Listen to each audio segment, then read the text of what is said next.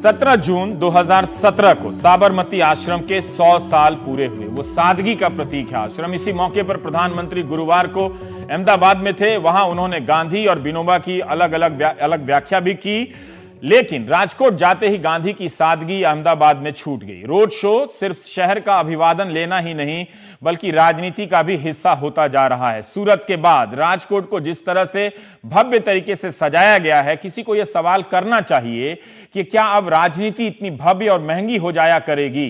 तब आत्महत्या करने वाला किसान मरने से पहले हमारे नेताओं के बारे में क्या सोचेगा?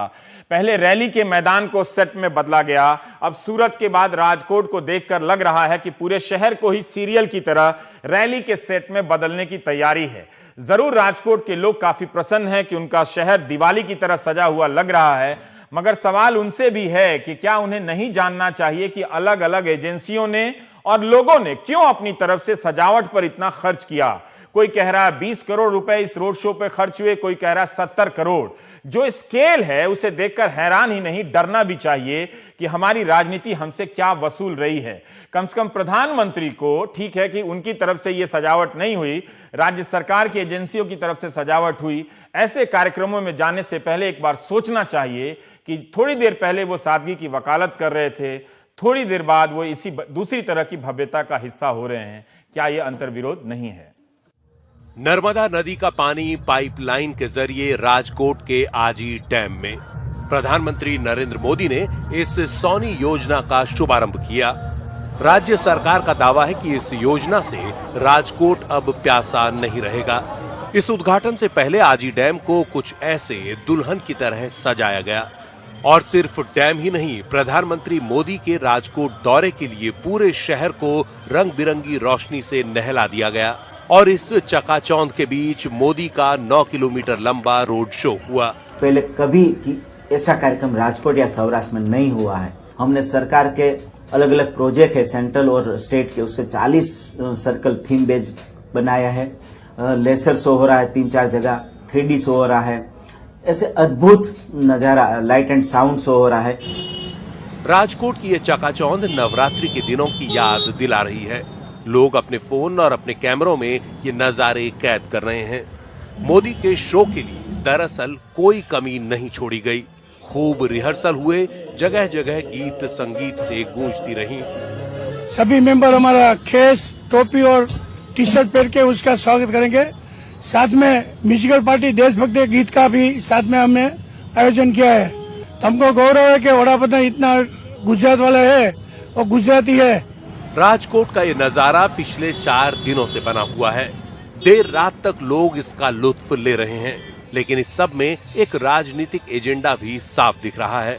आसपास से गुजर रही गाड़ियों में कितनी ही बीजेपी के झंडे लिए दौड़ रही हैं। गुजरात में इस साल के आखिर में विधानसभा चुनाव जो हैं, जानकारों के मुताबिक सारा माहौल उसी के लिए बनाया जा रहा है।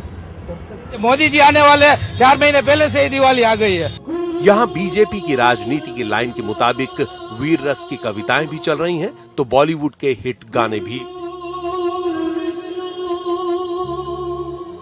एक और जहां गुजरात के सूरत, सुरेंद्रनगर और राजकोट के आसपास के इलाकों में जीएसटी से नाराज व्यापारी हड़ताल पर हैं, वहीं राजकोट में बनाए गए इस माहौल में जैसे ये सब भुला दिया गया लगता है। लेकिन इस बीजेपी मय माहौल के बीच कांग्रेस ने भी अपनी मौजूदगी दर्ज करने की कोशिश की है। कांग्रेस नेताओं के भी बड़े बड़े पोस्टर यहाँ वहां नजर आ गए। देश के विकास का श्रेय लेने की कोशिश करते कांग्रेस नेताओं का आरोप है कि गुजरात की बीजेपी सरकार इस तड़क भड़क से लोगों के मन की नाराजगी को भुलाने की कोशिश कर रही है। कांग्रेस के कई नेता तो बुधवार शाम से ही गायब हो गए, इस डर में कि मोदी के आने से पहले पुलिस उन्हें नजरबंद न कर दे। काफी लीडर आज अंडरग्राउंड हो चुके हैं। मेरे जैसे चंद लोग ही बाहर है, बाकी सब अंडरग्राउंड है। विपक्ष लगातार इस चकाचौंध के पीछे करोड़ों रुपए खर्च करने का औचित्य पूछ रहा है। पाटीदार आंदोलन से जुड़े लोगों का आरोप है कि ऐसे कार्यक्रम के जरिए मोदी बीजेपी का प्रचार कर रहे हैं। उनका अनुमान है कि 20 करोड़ से लेकर 75 करोड़ रुपए तक खर्च किए गए हैं, जो जनता की गाढ़ी कमाई का पैसा है। करीबन 75 करोड़ रुपीस का एक्सपेंडिचर कल के छोटे से कार्यक्रम के लिए हो रहा है। तो साफ सफाई और मेंटेनेंस ये सब मिला के 20 लगभग शायद समझ लो सफाई में भी गवर्नमेंट में 50 करोड़ का दिया है और ये सब रोशनी के लिए भी छोटा मोटा बजट करके 10-15 करोड़ रुपया तो खर्च किया ही होगा गवर्नमेंट ने। लेकिन बीजेपी कहती है कि इस चकाचौंध के लिए खर्च हुआ पैसा सरकारी नहीं है। सरकार भी तंत्र जो सोनी योजना डिपार्टमेंट वो भी करती है, कॉर्पोरेशन भी करती है और लोगों भी साथ मिलके ये अपना कार्यक्रम है, एक टची कार्यक्रम है नरेंद्र मोदी का स्वागत, इसलिए सब लोग कर रहे हैं। जो भी हो, कुछ घंटों के कार्यक्रम के लिए इतनी फिजूल खर्ची बीजेपी समर्थकों के बीच भी चर्चा में है। राजकोट में ये मजमा पिछले 4 दिनों से लगा हुआ है। कई लोग कहते हैं कि ये मनोवैज्ञानिक असर खड़ा करने के लिए ये पूरा तामझाम लगाया गया है। आखिरकार मुख्यमंत्री विजय रूपाणी यहाँ से चुनाव लड़ने वाले हैं। राज्य में कई जगह बीजेपी को समस्याएं हैं, तो ऐसे में एक माहौल बनाया जा सके और इसीलिए गुजरात में ज्यादा नरेंद्र मोदी की यात्राएं हो रही हैं कि प्रधानमंत्री के आने से ही बीजेपी को लगता है कि वो एक अच्छा पॉजिटिव माहौल खड़ा कर पाएगी। राजकोट से कैमरामैन नटवर के साथ राजीव, एनडीटीवी इंडिया के लिए। आसान नहीं रहेगा। इस उद्घाटन से पहले आजी डैम को कुछ ऐसे दुल्हन की तरह सजाया गया और सिर्फ डैम ही नहीं, प्रधानमंत्री मोदी के राजकोट दौरे के लिए पूरे शहर को रंग बिरंगी रोशनी से नहला दिया गया और इस चकाचौंध के बीच मोदी का 9 किलोमीटर लंबा रोड शो हुआ। पहले कभी ऐसा कार्यक्रम राजकोट या सौराष्ट्र में नहीं हुआ है। हमने सरकार के अलग अलग प्रोजेक्ट है सेंट्रल और स्टेट के, उसके 40 सर्कल थीम बेस्ड बनाया है।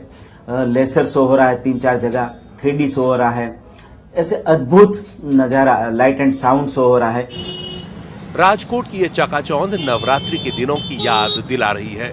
लोग अपने फोन और अपने कैमरों में ये नजारे कैद कर रहे हैं। मोदी के शो के लिए दरअसल कोई कमी नहीं छोड़ी गई।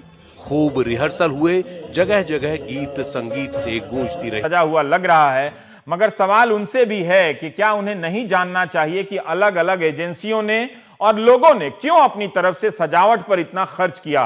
कोई कह रहा है 20 करोड़ रुपए इस रोड शो पे खर्च हुए, कोई कह रहा है 70 करोड़।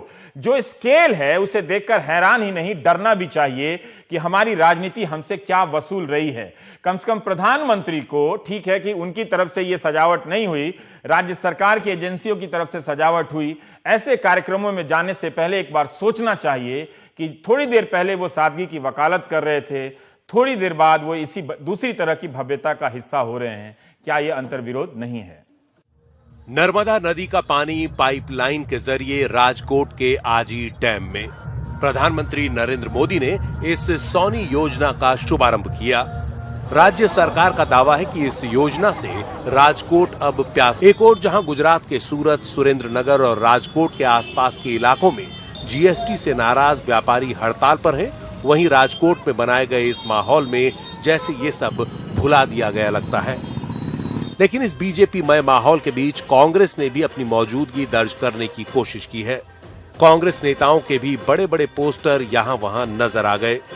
देश के विकास का श्रेय लेने की कोशिश करते कांग्रेस नेताओं का आरोप है कि गुजरात की बीजेपी सरकार इस तड़क भड़क से लोगों के मन की नाराजगी को भुलाने की कोशिश कर रही है।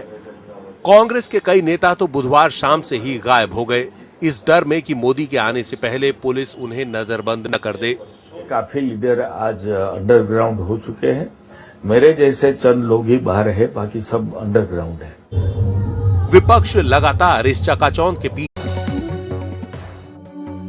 17 जून 2017 को साबरमती आश्रम के 100 साल पूरे हुए। वो सादगी का प्रतीक है आश्रम। इसी मौके पर प्रधानमंत्री गुरुवार को अहमदाबाद में थे। वहां उन्होंने गांधी और विनोबा की अलग अलग व्याख्या भी की, लेकिन राजकोट जाते ही गांधी की सादगी अहमदाबाद में छूट गई। रोड शो सिर्फ शहर का अभिवादन लेना ही नहीं, बल्कि राजनीति का भी हिस्सा होता जा रहा है। सूरत के बाद राजकोट को जिस तरह से भव्य तरीके से सजाया गया है, किसी को यह सवाल करना चाहिए कि क्या अब राजनीति इतनी भव्य और महंगी हो जाया करेगी?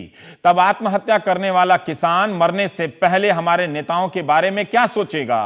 पहले रैली के मैदान को सेट में बदला गया, अब सूरत के बाद राजकोट को देखकर लग रहा है कि पूरे शहर को ही सीरियल की तरह रैली के सेट में बदलने की तैयारी है। जरूर राजकोट के लोग काफी प्रसन्न हैं कि उनका शहर दिवाली की तरह सभी मेंबर हमारा खेस टोपी और टी शर्ट पहन के उसका स्वागत करेंगे। साथ में म्यूजिकल पार्टी देशभक्ति गीत का भी साथ में हमने आयोजन किया है। तो हमको गौरव है कि वडाप्रधान इतना गुजरात वाला है और गुजराती है। राजकोट का ये नजारा पिछले 4 दिनों से बना हुआ है। देर रात तक लोग इसका लुत्फ ले रहे हैं, लेकिन इस सब में एक राजनीतिक एजेंडा भी साफ दिख रहा है।